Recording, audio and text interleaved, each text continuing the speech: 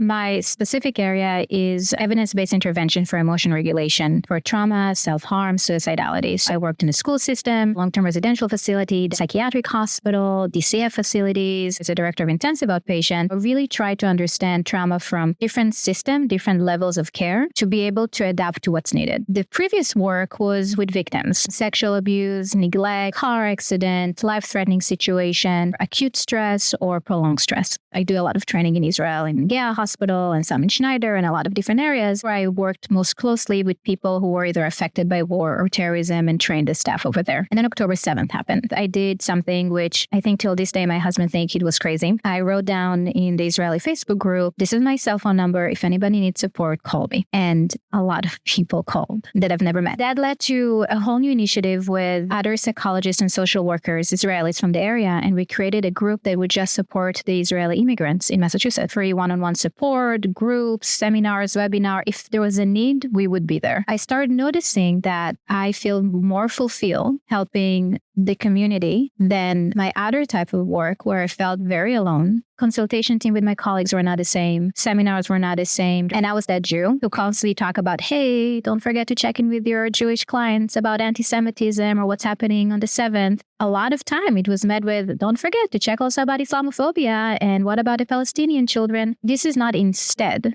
We are in a state of trauma. And for me, I'm the only Israeli in my office in the clinic. I felt like I'm living in a different reality from my colleague. Noticing what's happening from trauma perspective, but also from the responses of the community led me to realize that we're experiencing something that I'm actually familiar with from my work with trauma, which is traumatic invalidation.